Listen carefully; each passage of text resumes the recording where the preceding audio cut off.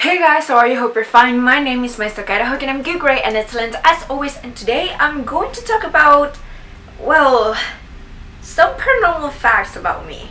So I got this idea after I finished my 10 facts about me video, and I think it wasn't the last one, but it was one of the last facts that I talked about, and it was the one about me being a little girl, going into this guy's house and like kind of getting the vibe that he was weird and stuff. So I decided to go off from that, and I'm going to talk about 4 things that has happened to me paranormal wise. I mean, even just looking at the list and remembering and kind of figuring out what I'm going to say is kind of surreal, but let's go. Okay, so before I begin telling this story, you need to know how my father's side of the family is constructed. So my dad had a mom who died when he was young, and so his aunt took care of him and my aunt ever since then.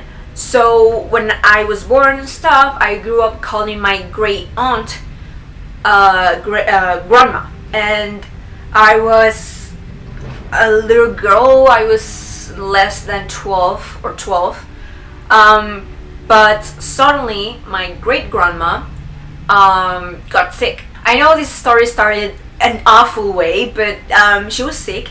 And she was really old. She was 97, and she smoked every day. I remember she smoked every day. And suddenly she got some rocks on her kidneys. I don't think the term rock is the correct one, but that's what she had. And so the doctors told my aunt and my dad, well, you have 2 options. Number 1, this is going to be a risky decision, but we can try and do the operation to take the rocks out. But it's really risky because of how old she is. Now, this surgery can be either successful or unsuccessful. That's the risk that you would be willing to take. Either we do the surgery or she dies. They didn't give me the details because I was a little girl, but I assumed that she didn't have that much, and with the surgery she would have a little bit more of time. So my dad and my aunt decided to go through with the surgery, and so did my grandma. And it was a successful surgery. She was okay. She was, like resting, and she couldn't stand up from her bed, but everything was fine. Like, yeah, she was old, but she was basically the same way that she was before the surgery. Until the day that brings me to the reason why I'm telling this story. So back in my grandma's old house, my great grandma used to have her own room. And it's not that I couldn't go into her room, but she was an old woman, and I was a little girl that would jump up and down and right and left, and I was really active. And so my grandma didn't want me to bother my great grandma, and I understood. So I never, I don't even remember if I ever went into her room. But the point is that after the surgery, my great grandma had to sleep in my grandma's room with my grandma in a separate bed. And that's why I got to spend more time with her, because I spent all my time in my grandma's room. And I remember that room perfectly. And I remember this day in which I was in my grandma's room. And I don't remember what happened before this, but I think my dad went to pick me up. And he was in my grandma's room talking with my great grandma. And my grandma was there too, and they were both talking to her. And we were all sitting on the bed, on the side of the bed, and it was like my grandma, my dad, and me. I was in the corner of the bed. I could barely listen to what they were talking about, and I was a little girl, so I wasn't even paying attention. But suddenly, and this is what stuck with me, suddenly my great grandma said something like, "Oh, it's here for me. It has come here to pick me up." And so my dad and my grandma were like, "What are you talking about?" And I kind of started to listen in that moment. And then my great grandma was like, "Oh, death is here.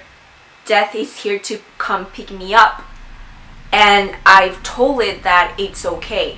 And so I was like, what is going on? And then my dad and my grandma were really in shock. And my dad said something like, "Why are you saying this? Like, it's not okay. Like, what are you talking about?" And so my great grandma said, "No, it's fine.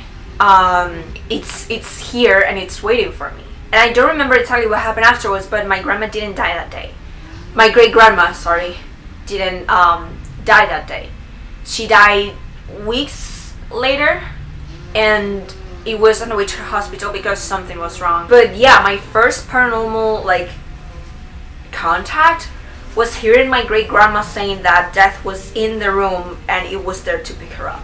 So the second story is when I was in 6th grade and I was at a pajama party with a friend of mine and a girl that used to be my friend. But we were friends back then, and we were staying at I'm gonna put her a different name, Ariel. We were at Ariel's house, and the thing is that Ariel's grandma had passed away recently during that time, a couple of months ago maybe. And so we went into her house, we had this pajama party, and I was the first one who went to sleep. We were all laying on mattresses on the floor, and Ariel and this other girl were sharing the same mattress, and I had a mattress for my own. And as I was trying to fall asleep, they were still talking.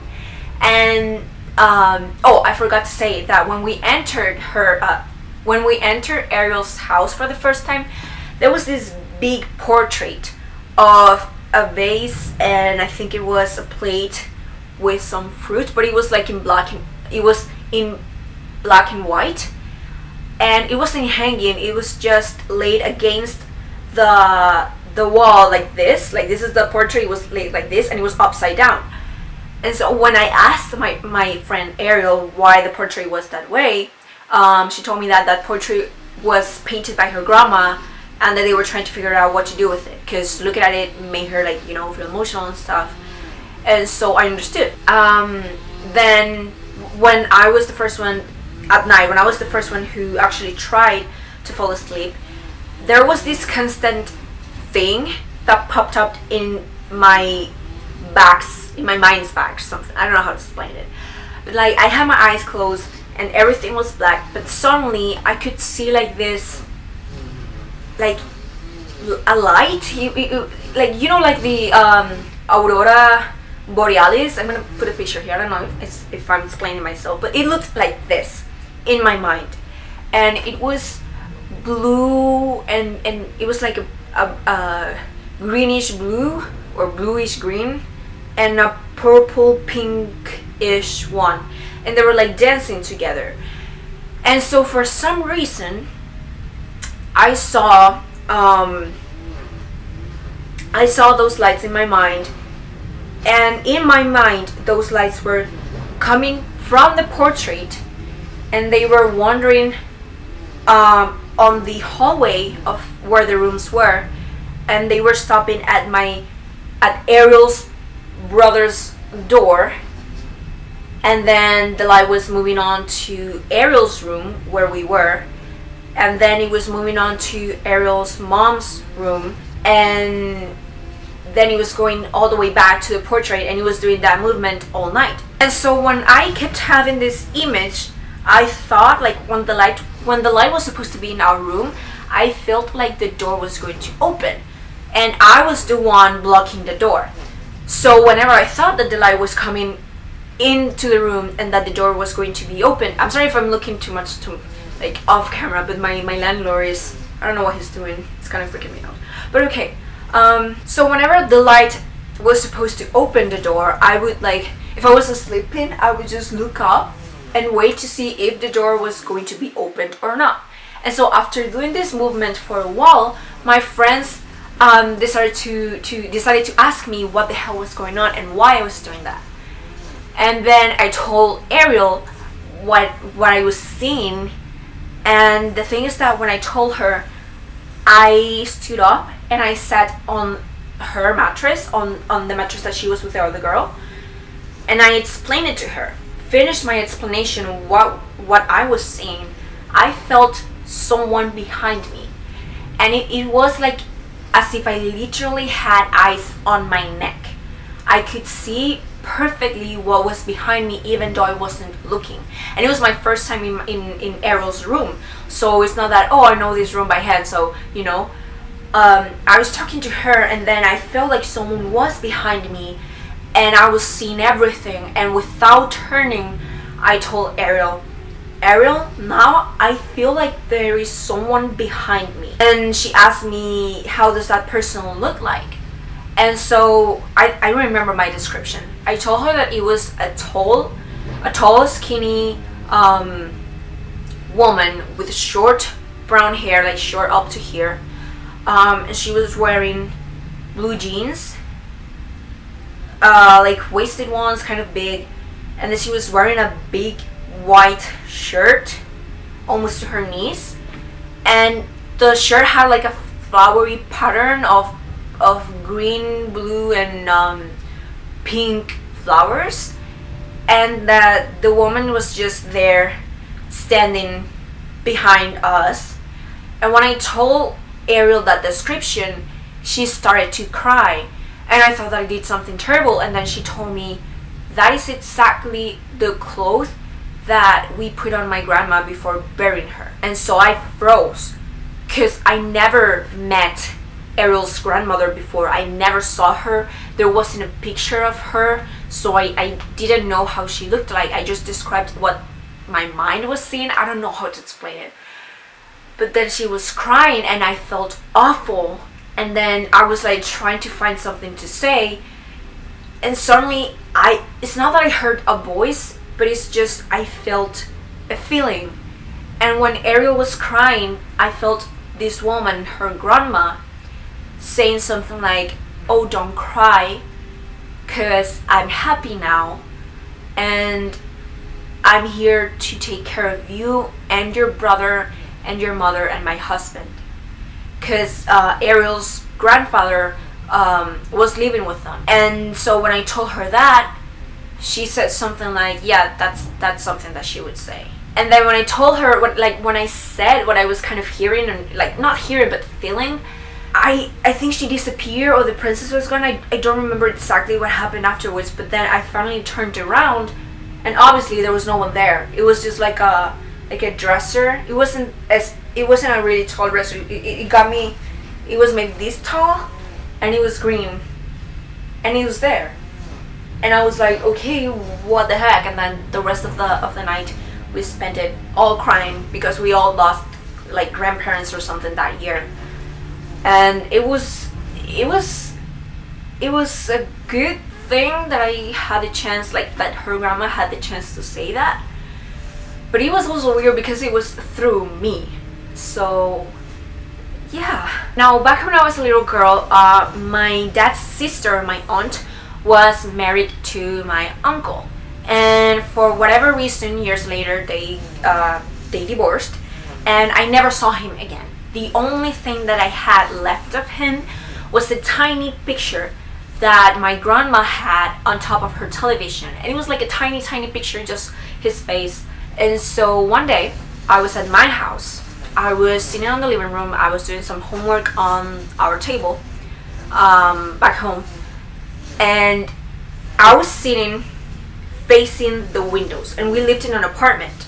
We lived in the 4th floor of that apartment. So I was facing the windows, and the lights were on, and my mom was cooking in the kitchen. I could see her, and my dad was he was at their room, like my parents' room. And so I was doing my homework, and suddenly, for whatever reason, I look up, and I see the reflection of a man, and I see him shirtless and with a belly, like with a beer belly. And I looked at that, and then I looked down. I don't remember if I saw his head, because now that I'm telling the story, I know who I'm talking about, so I kind of put images together. But I do remember seeing a shirtless man with a beer belly. And so when I looked down and I looked up again, the reflection was gone. And so when I looked around me, and my dad was nowhere to be seen. And my dad usually spent his time at our house shirtless and with his beer belly out in the open. So when that happened, I turned around, I didn't see him, and I asked my mom, did my dad just walk behind me? And she said yes. And I asked her, like, no, like right now, like a second before I asked you, did he come here and walked behind me? And she said, oh, right now? No, he did it a while ago. And I said, okay. And this was during my first year of high school. I was in 7th grade. I think that was on a Friday, or maybe a Saturday. But the thing is that the next day I didn't have school, and so I was at home. I woke up and I was studying for a test, and my mom was helping me. So we were at my room, sorry, and she was helping me with history. And suddenly my dad comes a couple of hours later. He comes home. He wasn't home. He comes home and he goes into my room and he starts talking to my mom. And my mom is like, "Oh, where were you?" And they were taking my room. I was there. So I kind of listened to all of it. And my dad said that he was just in the hospital because my uncle, that I'm going to call Diego, my uncle Diego, was shot. Oh, and I forgot to say that that morning I woke up with a pain in my stomach, but it was like a really specific pain. Like if someone does this to you, if someone applies pressure to a specific point on your body, you're gonna feel the pressure on that part of your body. So that morning I woke up and I felt like specific pressures on my belly. And I was like, I don't understand what this is, because it's not a stomach ache. I didn't feel bad or nauseous. I just felt that pressure in those points. And so my dad comes, he says he was in the hospital because my uncle Diego got shot last night. Someone tried to steal his car, his truck, and because he kind of refused, he got shot several times. But the doctor only managed to extract like 7 bullets. And he had approximately like 40-ish injuries from bullets.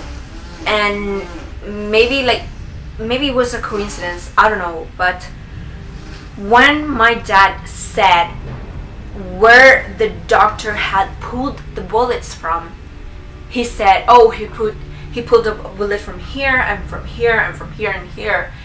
And whenever my dad pointed at, those were the places in which my body hurt. And when I saw it, because I saw him doing it with my own eyes, I was shocked. And I don't remember if I told my mom about it. But like, if my dad had been at the hospital and he saw and he saw where the injuries were, and he talked to the doctor, then he wasn't making the injuries up. Like, he wasn't making the placement. He wasn't making that up.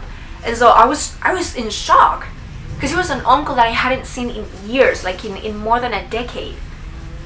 And I saw his, like, it all made sense in that moment, because I saw his reflection the night before, and then the next morning I had the same pain that maybe he had. And I know this video is turning to be pretty dark, but it was, whoa. And now for the final story, I'm also going to talk about an uncle that I hadn't seen in years. And I'm going to call him Uncle Arturo. So Uncle Arturo was an uncle that used to live in my old grandma's house with another uncle and my great grandma and my grandma. And so when I was a little girl, I spent a lot of time with him. But after my great grandma's death, my grandma had to move from that house because she swore she saw my great grandma's ghost, and she couldn't live there anymore. So she moved. And that meant that my uncles have to live in different places. And so because of that, I never saw him again. The next time I heard about him was when he suddenly developed a disease on his back, on his like column. I don't remember the name in Spanish, and I wouldn't know how to translate it in English.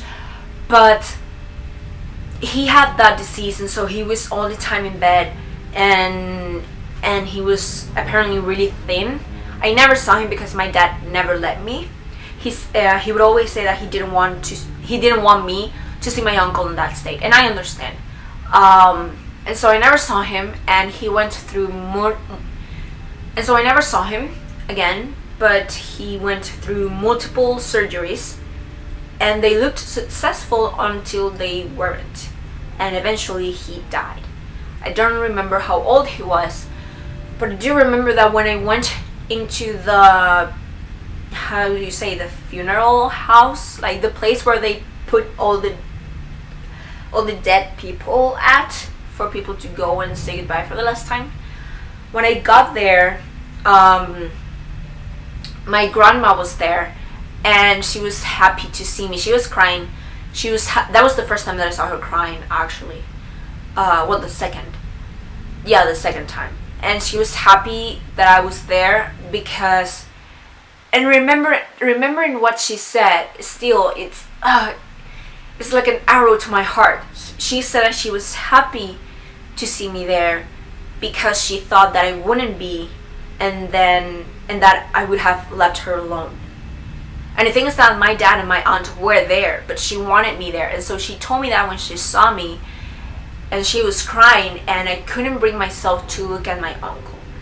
And I never do that. When someone dies, I never look at their coffin. I never looked at them once they're dead, because I want my last memory of that person to be a memory from when they were alive, from when they were smiling or I don't know, talking, anything, rather than seeing them laying on a coffin with their eyes closed. Like, that's not something that I want to see. So I never saw him on his coffin, but I don't remember if it was that night or the night before the funeral or the night after the funeral. I had a dream, and in that dream I was in my grandma's old house before my great grandma died and my grandma moved. I was in her house, and everything was as I left it. There was an uneven part of the floor, and whenever you walked on it, it would make a specific sound. In my dream, it made the same specific sound. The couches, the furniture, everything was there. What was dusty when I left, it was dusty in my dream. When it was clean when I left, it was clean on my dream. And then when I went to the kitchen, that's when I knew there was something off, because in real life, back in that house, both my uncles, my grandma, and my great grandma would spend a lot of time there together. But in the dream, when I saw my uncle Arturo there, I knew that there was something off, because in dreams you usually don't know that you're dreaming. But in that case, when I saw him, I knew that I was dreaming. And when he talked to me, he said, "Hi." I said, "What are you doing here? You're dead." And that's when I knew that I was dreaming and that this wasn't possible. And he said, "I know that I'm dead, but I'm here because I wanted to say goodbye." And that shocked me. Like, I remembered him as I did when I was a little girl, and that was a lot. He said that, and I think we spent a lot of time, a little bit together in the dream. And then the next day, I also had a dream with him, and we were at a mall near to my grandma's house. And I think I said the same thing about him being dead, and he said, "Yes, I know, but this is how I want to say goodbye to you." And then I woke up, and it was like, whoa. Like, my dead uncle found me on a dream years later, and he decided to say goodbye that way because we didn't get a chance to say goodbye. But well, that's all I had to say. I didn't want this video to be gloomy or anything, but just remembering all those, like, all these memories kind of brought me down. But well, before this gets any more gloomy, I'll have to say that this is a wrap, everybody. Thank you so much for watching this video. Thank you so much for listening, and I hope I get to see you guys soon. Bye.